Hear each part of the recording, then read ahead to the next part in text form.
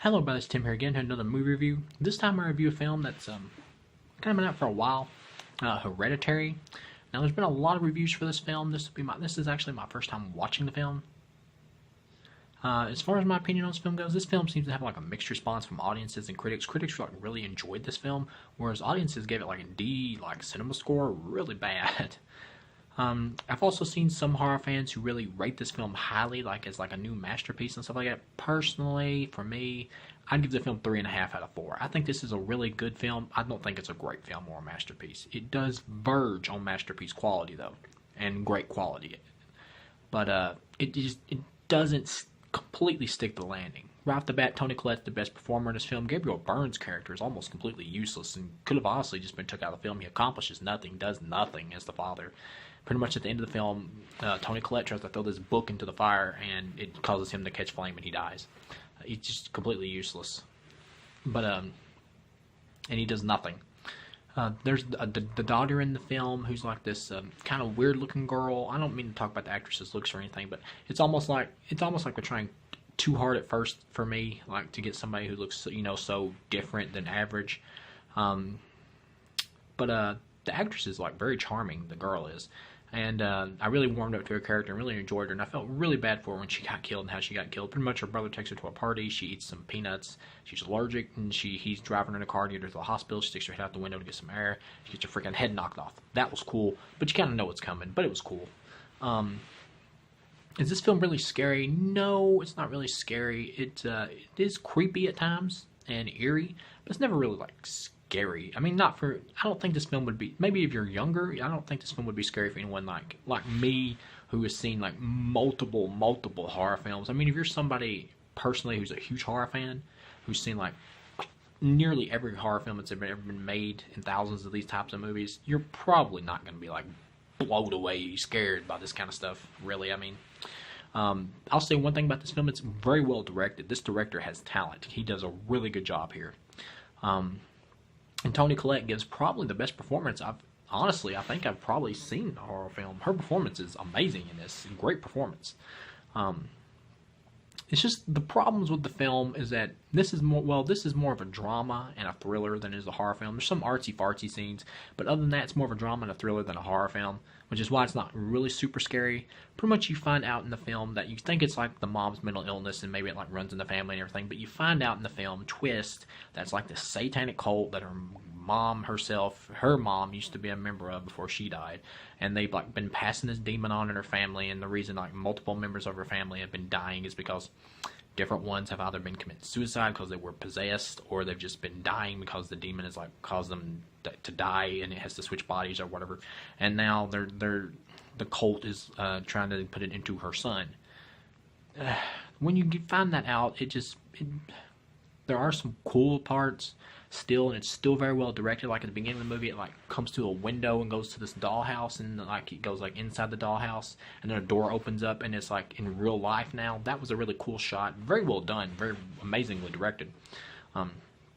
But it just becomes so predictable after that. This is pretty much. It really felt like the director was trying to like redo The Exorcist. This felt like somebody who grew up on like The Exorcist and Rosemary's Baby and thought those films were awesome.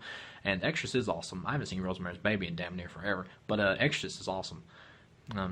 But it felt like somebody trying to like redo The Exorcist, and this is like the closest film in tone that I've ever seen in terms of like tone and directing style that comes the closest to recapturing the magic of The Exorcist. I'll give the movie that.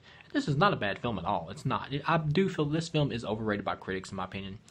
Critics are like, I mean, sometimes I'll agree with critics, but it's really interesting the way critics like view films. Like the way a critic will look at something, they'll be like, well, if it's slow and suspenseful and more artsy, and I don't know what's going on at certain points, it must be a masterpiece because it went over my head because I obviously don't get it. No, it's like, that's not it. It probably just wasn't made well.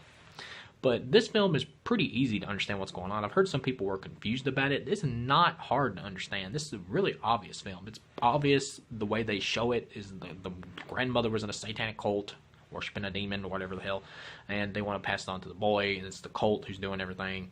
And movies like this, they always suffer from the same flaw. Like, if you're going to have a movie where, like, Satan is real, then God has to be real. And he should be I mean, God would be there helping you out, and he would defeat the evil. And I know that would seem kind of anticlimactic, like if God just, like, you know, showed up and just, like, wiped the evil away, but that aspect has to be there as well. It makes no sense in these types of movies when, you know, God is absent and the evil's just, like, supreme. And that never makes sense.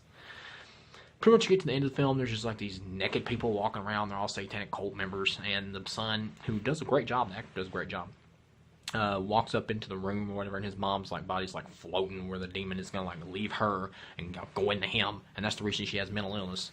It prefers boys' bodies for some reason. I don't know why the demon would give a damn about that, but he's wanting to go into him. He jumps out the window to get away, and he's knocked out, and that's when this little floating spiritual orb goes in him, and that's obviously the demon entering his body. I mean, it's totally obvious. I'm not sure why some audience members didn't get it. It's painfully obvious.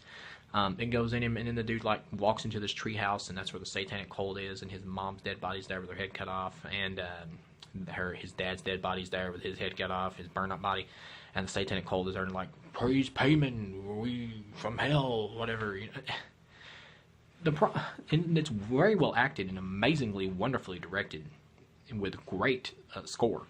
But the problem is I've seen all this already. I've seen this type of movie so many friggin' times. And it just ends with the demon winning, once again, just like Last Exorcism, just like 1,000 other friggin' exorcism movies.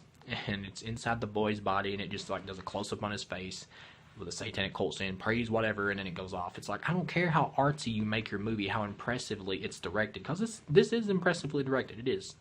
For what I believe is first-time director, this is well directed. This guy has a very good career ahead of him in terms of directing. But it doesn't matter how well you direct something if the story is the same old shit. This is the same old shit. It's just better directed. And that's where the film suffers. It's like, the kindly old woman who was trying to help me out or whatever, you know, is actually a member of the satanic cult. I've seen that in 1,000 other movies. 1,000 frigging times. And then you get to the end, and it's just like, okay, he's possessed. He's either going to embrace it and be evil, or the next day he's going to go kill himself, or he's going to go to church and get an exorcism. It's going to be one of those three. So that's pretty much it. It just ends the exact same way as every other movie like this ends. The exact same way. It's the same damn thing. It's just shot better, directed better, and just all around put together better and acted better. So than the normal versions of these types of films. So it elevates what is already a standard, I've seen this a billion times, story. It doesn't start out that way. It's more like a family drama, and that's when it's at its most interesting. When it just turns into like the here's the demon cult thing. It's just like, oh god, it's the same damn thing. And it just ends just like that. So all in all, this is a really good movie. I'd give it 3.5. Great performances. Nobody's bad here. It's at least everybody is good to great in this flick. Nobody's bad. Great directing. Impressive directing. I would say this is the most impressed I've been by a director in a while. Score's great. Music, everything's fine. Acting, yeah, like I said, fine. And it's just, by the end of the film, when it comes together as a whole, it just comes together and feels like the same old thing I've seen a billion times. Or a trillion times at this point. It's the same thing. With the same exact type of ending. The same thing. So for that, I had to at least knock it down 0.5 point. Even if I would have gave this film 4 stars, it's still not a masterpiece. It would have been a great possession flick, like demon haunting family drama flick. This is really a family drama. And for that, is when it works its strongest. But as a whole, this is a pretty good family drama flick that turns into a typical demon possession movie.